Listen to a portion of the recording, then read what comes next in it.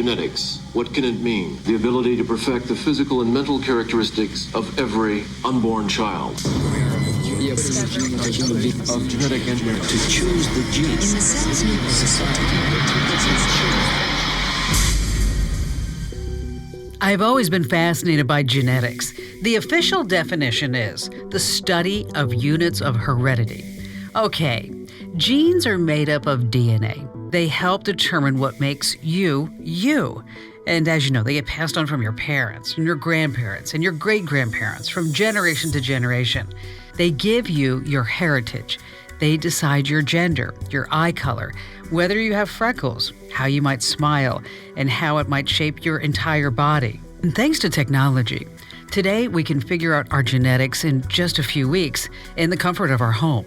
There's just a slew of companies out there. They allow you to spit in a vial, you close it up, you seal it up, and then in a few weeks, you have the results. But have you ever wondered how genes do more than just give us physical characteristics? Consider this. How much do genes determine about how your brain functions? I mean, if genes have something to do with your eye color, doesn't it make sense it would also have something to do with your brain? And in the future, could these same genes help predetermine someone's life? I know this sounds crazy, but it's a question that's being argued in small circles right now. And it's a discussion that will only get louder in the years to come. At certain points in our lives, we look back and we think, what parts of my life would I do all over again? What changes would I make? Did I select the wrong school? Maybe I should have entered a different career. Did I need more guidance? Was it really my mother's fault? Why didn't I select that roadmap to a better life? Well, it's happening. DNA testing for intelligence is here. And with it comes a debate over whether a simple exam might be able to predict the future for your child or your grandchild. And as parents, we do everything in our power to protect and nurture and educate our kids. Parents are often left wondering, did my child drink enough water? Is he getting enough sleep? Does she have enough friends? Why is he struggling so much with homework? Why is she spending so much time in front of a screen, any screen she can find? Am I spending too much time at work? How come he's having so much trouble learning phonics? Is he going to be accepted into the college that he really wants? When you sit back, life itself is pretty much this big bundle of worries. So science wants to provide some answers, they say, to help ease our anguish. So what if you took a drop of blood or an ounce of saliva from your child? It was analyzed, and then you got the results. You know exactly how intelligent he or she really will be in life. Would you then want to provide the subjects in school that you know your child will excel at and maybe even predict the chosen career path? How much would you want to know about your child as a teenager, an infant, or say even at conception? I know this sounds really far from reality, a frightening possibility for the future of mankind with obviously grave social consequences. But it's something that's happening right now. I'm Kim Komando, America's Digital Pro. In part one of this two-part series, we're going to be talking about predicting intelligence and using technology to do this. We're going to look at research that links genes to intelligence, specific DNA tests that are already out there, and they're just growing crazy in popularity. We're going to talk about what these tests could forecast, how they might change education, how they might change parenting, and whether or not we're tinkering with having discrimination down to a science. Many parents have no trouble with this. They're already thinking, heck, I already get a 4D ultrasound. What's the big deal? A new mom recently shared a story with me. She's on her third child. Baby number 1 and baby number 2 are fine, but for some reason, when baby number 3 was in utero, she wanted to have a blood test of the baby just to make sure the baby was okay. So you want to stay right where you are, because I know this sounds like science fiction, folks, but it's happening, and you need to know about it right now.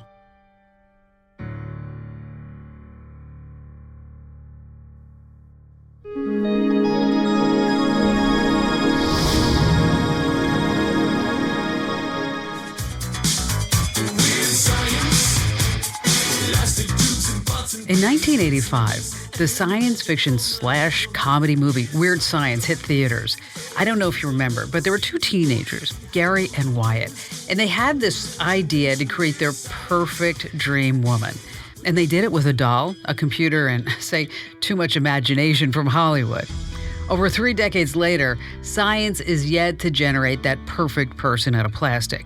But advances in technology could take a young girl and potentially find out what life will be predestined for her. A painless evaluation to learn a child from the inside and offer clues maybe to a better existence. We're talking about an assessment of the genes to foresee one's potential academic success, maybe even getting a grasp of what interest a child will have and what aspects of life that will become, unwanted undertakings. So before you enroll your kid in all kinds of sports, say soccer and baseball and football and foosball and who knows what else, you'd know before they even put on their first uniform whether or not they'd be any good at it. And maybe Johnny isn't gonna play chess and be in the debate club. Or maybe Mary will be. I'm so excited to have with us in this podcast Professor Robert Blumman. He's a behavioral geneticist at King's College London. He's been honored with all kinds of awards relating to behavioral genetics, including the Lifetime Achievement Award of the International Society of Intelligence Research. As you might imagine, his area of study surrounds genetics and intelligence. Now, he believes that we are closing in on a world where parents will have their children's mental abilities tested and then make really important decisions just off of the results. And at the start here, Robert, of the podcast, I have to tell you, this is a very delicate and dicey subject. You're talking about putting some spit in a test tube and then predicting if someone will actually be smart. I think a lot of people do worry about these things, but it is happening. And I think it's time to have a discussion like this so that, forewarned is forearmed. And let's get the best possible benefit out of this. Right now, the tests are considered more in an infancy stage, no pun intended. Even the brightest scientists conclude that the results are not absolute. They're indicators that can be used as tools for parents to ask the question, what might be?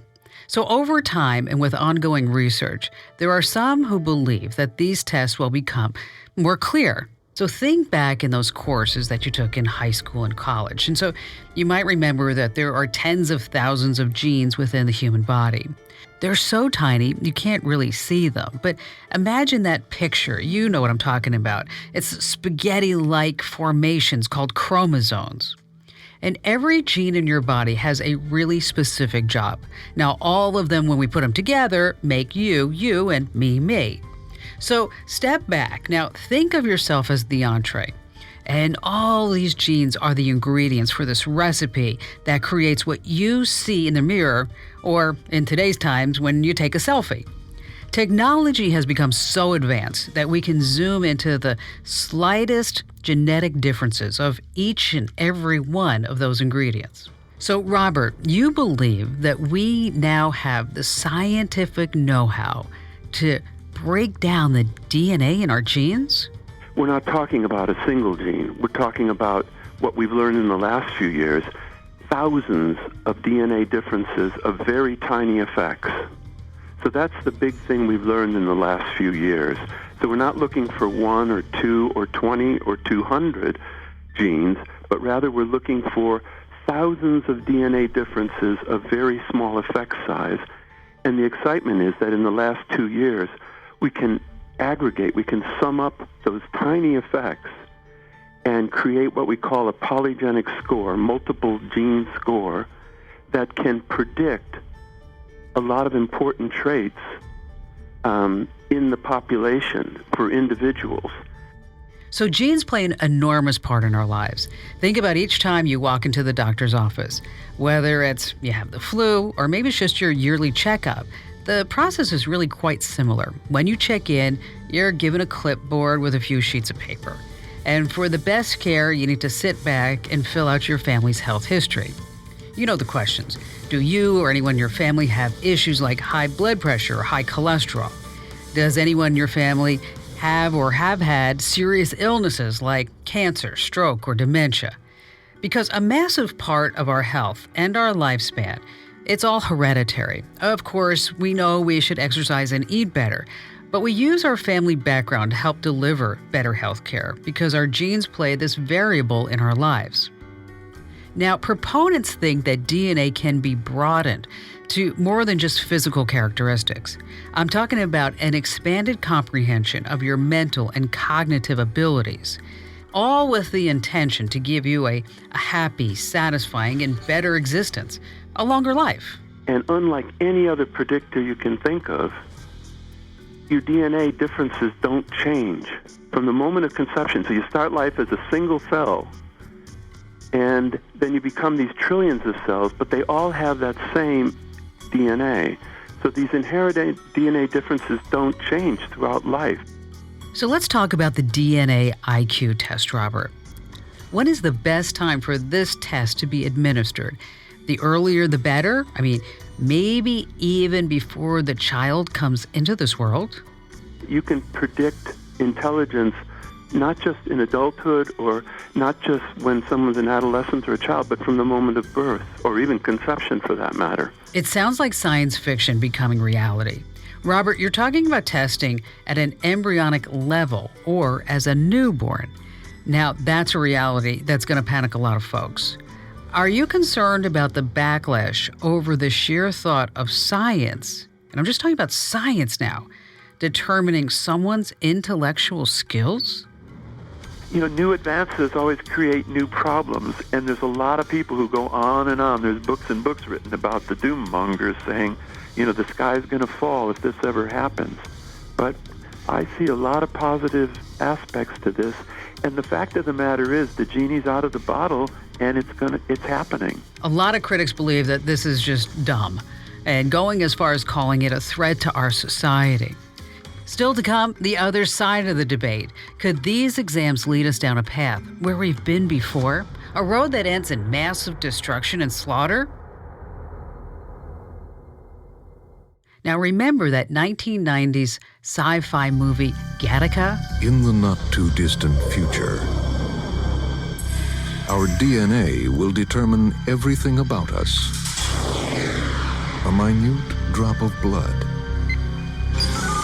saliva, or a single hair determines where you can work, who you should marry, what you're capable of achieving. It was a movie about kids who were conceived through genetic manipulation. The scientists around them wanted to make sure that they would have the best hereditary traits of their parents and not get any of the bad stuff. Our DNA will determine everything about us. A minute drop of blood, saliva, or a single hair determines where you can work, who you should marry, what you're capable of achieving.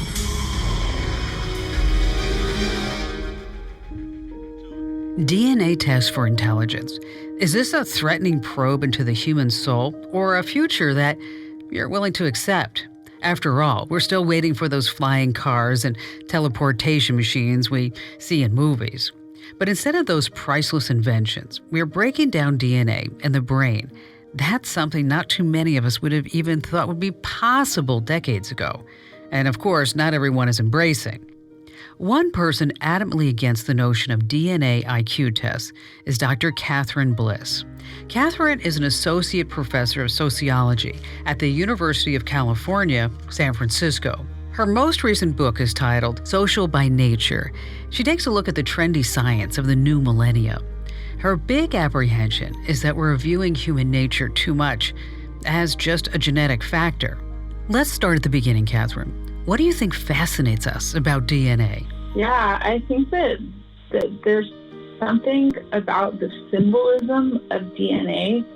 We treat DNA like they are, like each individual molecule is the same as an atom, is to physics, right? So we think of it as the most irreducible, essential part of a person. I'm getting from you that you think the world is too fixated on DNA. I mean, we see it referenced in pop culture on TVs and in movies, even some commercials. It's in every science curriculum. What do you think's going on? That one molecule trumps everything else. That information must be the most real because it's the most irreducible, particular part of the person. It's the root of the person. That's how we see it. That's not true. That's not what DNA is. But that's how it's been written into our textbooks, and that's the way that we communicate about it as a culture. I think we all have to remember that genes are not the only element to how smart you are or will become. People will soon start reading headlines that say something like, DNA test to predict intelligence is here for only $29.99. When you think about it, so many variables go into how our brains work and function. Do you agree, Catherine? Not only is it premature, but I think that any kind of look at intelligence is going to be fraught and most likely faulty because you have to take into account the environment, socialization, access to all kinds of resources. Intelligence isn't just a genetic thing, and it might not be a genetic thing at all. That's a really strong charge to make, that it might not be a genetic thing at all. Every day we're hearing more about our DNA because, as everybody knows, genes impact our health, disease, growth, development. But you don't really see a good reason for conducting these tests, I read. So I think that this is something that is going to be a problem for society, not something that's going to be positive and help people. Testing for IQ is almost like politics. Many will choose a side. Either the glass is half full or is half empty. Some folks will remain in the middle. They don't want to throw their hat into the ring quite yet. But Professor Plomin, you remain optimistic, though. I see a lot of positives in terms of knowing ourselves and knowing our kids and perhaps using this information to help guide us a bit. But is there a chance that we will just learn, just too much? Could testing someone's DNA for intelligence lead us to a precedent that we've experienced in our past? If we all test ourselves, our kids, and grandkids, will we begin to predetermine the future? For some kids, testing DNA is the first step for predetermining what their future will look like. The science of improving the population by breeding for desirable characteristics, well, it's nothing new. If we go back in time, that idea was actually at the center of the Holocaust. So many people are aware of the eugenics movement of the early 20th century, which itself was very popular in the U.S. and popular in Europe. And this eugenics movement led to the rise of Nazism and Nazi science, which we know was just one of the most devastating things to happen in our entire, history of humanity. Rather than survival of the fittest, is the future of survival really the most perceived intelligence?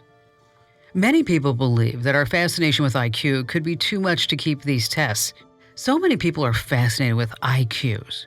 So could DNA possess the capability to actually influence parents when it comes to raising their kids, how they mentor the next generation, or whether to prearrange their education? Basically, trying to anticipate a child's abilities. Now, no one disputes the fact that some kids just learn quicker than others.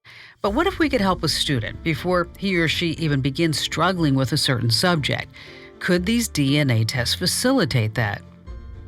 Well, we put so much credence on our genes that the role of a child's teacher and parent could actually be lessened. And will we ever get to a world where our DNA instructs how we actually live our lives? I know this sounds like a Hollywood movie, but it's not. So clearly, genetics, the study of DNA and determining what makes you, is a very complicated subject. And I have so much more that I want to cover with you in this special Commando On Demand podcast. We're going to take a further look if DNA can really predict intelligence. So you don't want to miss the second part of this podcast, episode 2, because you're going to learn so much more. It's kind of like if you don't hear the rest, you're going to miss the end of the story. So be sure and listen to part 2.